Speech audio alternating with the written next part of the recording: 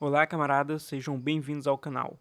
Eu sou o Felipe e essa é a nossa quarta aula da nossa série sobre macroeconomia keynesiana. Na aula de hoje, continuando o nosso estudo do livro Macroeconomia, do Richard Freud, falaremos sobre a determinação da renda de equilíbrio. Curta o vídeo e inscreva-se no canal para que possamos continuar gravando aulas aqui para o YouTube.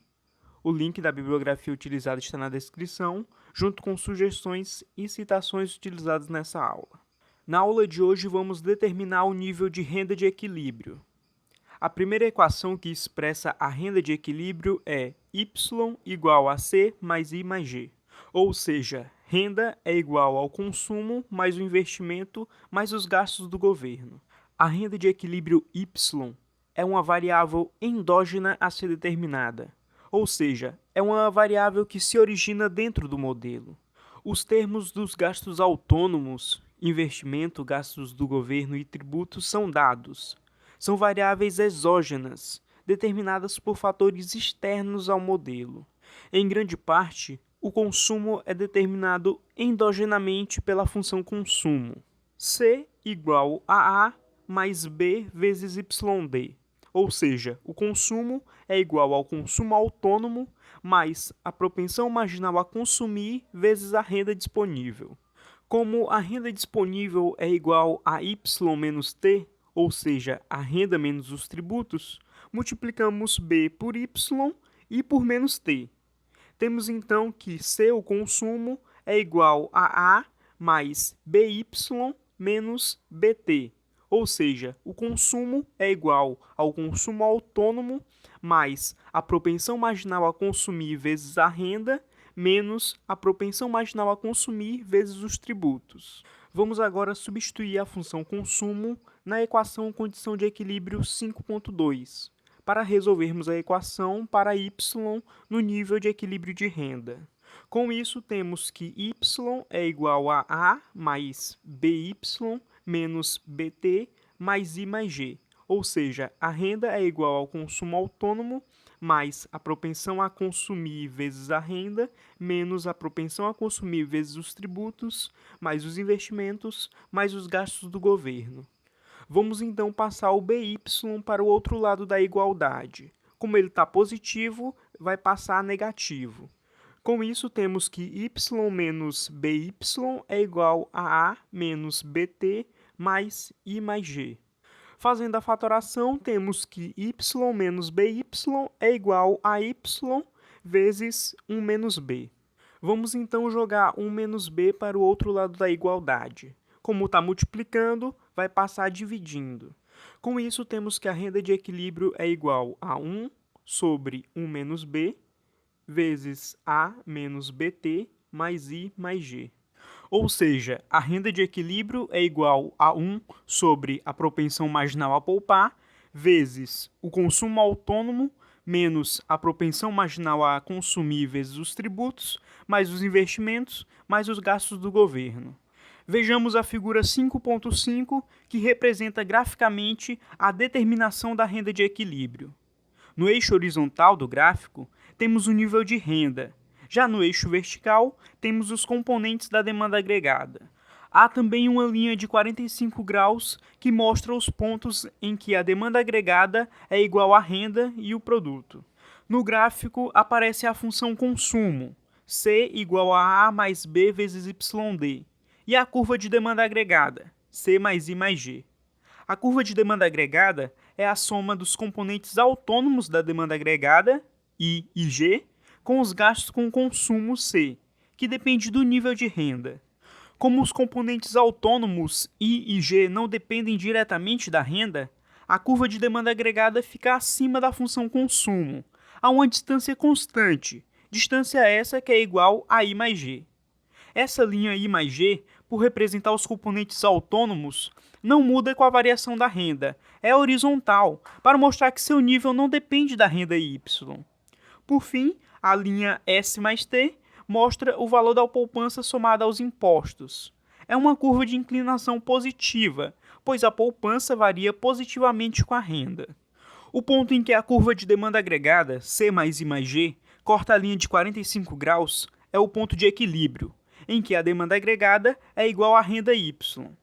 Nesse mesmo ponto, a curva S mais T deve cortar a curva I mais G. Isso por conta das três formas de demonstrar a condição de equilíbrio, já vista nos vídeos anteriores. A distância entre a curva de consumo e a linha de 45 graus é sempre igual à distância entre S mais T, visto que Y é igual a C mais S mais T, na nossa equação 5.3.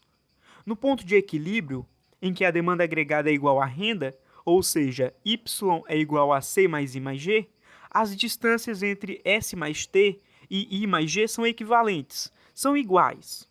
Perceba que no ponto da renda de equilíbrio, o investimento realizado é igual ao investimento desejado, ou seja, IR é igual a I. Vamos agora analisar os pontos fora do equilíbrio.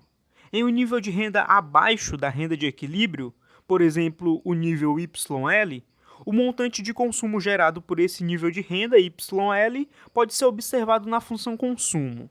Somando esse nível de consumo com os gastos autônomos I mais G, a demanda agregada nesse ponto é maior que a renda. Com isso, a curva C mais I mais G de demanda agregada se localizará acima da linha de 45 graus. Nesse ponto, os investimentos mais os gastos do governo também são menores que S mais T, a poupança mais os tributos, já que não se trata do ponto de equilíbrio. Com isso, se a demanda for maior que o produto, obviamente os investimentos desejados excederão os investimentos realizados, ou seja, no ponto YL, C mais I mais G será maior que C mais IR mais G. Logo, os investimentos desejados serão maiores que os investimentos realizados, ou seja, I será maior que IR. Com isso, haverá uma insuficiência não planejada de estoques nos pontos abaixo do nível da renda de equilíbrio e, consequentemente, uma tendência para o aumento do produto. Em níveis de renda acima do equilíbrio, o produto será maior que a demanda agregada, Y será maior que dA. A linha de 45 graus estará acima da curva de demanda agregada, o que resultará em um aumento não desejado de estoques, pois C mais IR mais G será maior que C mais I mais G, e com isso, IR será maior que I, ou seja, os investimentos realizados serão maiores que os investimentos desejados. Com isso, o produto tende a cair para escoar os estoques acumulados. Só no ponto de equilíbrio, o produto será igual à demanda agregada, em que não há escassez nem acúmulo não planejado de estoques, ou seja, não há nenhuma tendência para a mudança do produto. Voltando à nossa equação de equilíbrio, vamos analisar a visão keynesiana sobre o processo de determinação da renda. A expressão de equilíbrio pode ser dividida em duas partes. A primeira é o multiplicador, que é igual a 1 sobre 1 menos b. E a segunda são os gastos autônomos, que é igual a A menos BT mais I mais G. O primeiro termo, 1 sobre 1 menos b, é o multiplicador dos gastos autônomos. O termo B é a fração de qualquer incremento de renda disponível destinada ao consumo, ou seja, é a propensão marginal a consumir. Como o multiplicador é 1 sobre 1 menos a propensão marginal a consumir, será sempre 1 dividido por um número entre 0 e 1. Com isso, o multiplicador será sempre um número maior que 1. Por exemplo, com a propensão marginal a consumir de 0,5, temos que 1 sobre 1 menos b é igual a 1 sobre 1 menos 0,5, ou seja, é igual a 1 sobre 0,5, que é igual a 2. Com a propensão marginal a consumir igual a 0,8, temos que 1 sobre 1 menos 0,8 é igual a 1 sobre 0,2, que é igual a 5, ou seja, o multiplicador sempre será um número maior que 1. Perceba, quanto maior for a propensão marginal a consumir, maior será o multiplicador. O termo 1 sobre 1 menos b é chamado de multiplicador dos gastos autônomos, pois cada unidade monetária utilizada com gastos autônomos, se multiplicado por esse fator, obtemos a contribuição para a renda de equilíbrio. O segundo termo nos mostra o nível dos gastos autônomos. No vídeo anterior, analisamos dois desses termos, o investimento e os gastos do governo. Os dois primeiros termos, A e menos BT, vamos analisar agora. O termo A mede o componente autônomo dos gastos com consumo, E o termo menos BT mede o efeito das cobranças de impostos sobre a demanda, que funciona através do consumo. A maior parte do consumo são gastos induzidos, em função da renda. Porém, os termos A e menos BT afetam o nível de consumo para um determinado nível de renda Y. São eles que determinam a altura da função consumo. Afetam o nível de demanda agregada para um determinado nível de renda, porém, eles mesmos não são diretamente determinados pela renda. Por conta disso, são incluídos nos fatores autônomos que afetam a demanda agregada. Na teoria keynesiana, o consumo é uma função estável de renda. Isso significa que, no curto prazo, a propensão marginal a consumir é estável. As mudanças na renda resultam principalmente da instabilidade dos investimentos. Uma mudança em um dos componentes autônomos da demanda agregada gera um impacto muito maior na renda de equilíbrio, por conta do efeito do multiplicador. A equação 5.15 nos mostra claramente que, sem políticas públicas para estabilizar a economia, a renda fica instável em função da instabilidade dos investimentos. Nos mostra também que, com mudanças corretas nos gastos do governo e nos impostos, o governo pode neutralizar os efeitos das mudanças nos investimentos. As mudanças nos gastos do governo e nos tributos podem deixar constante a soma dos gastos autônomos, até em função da estabilidade dos investimentos. Essa é a base das políticas econômicas intervencionistas modernas. Com isso, encerramos por aqui a nossa quarta aula.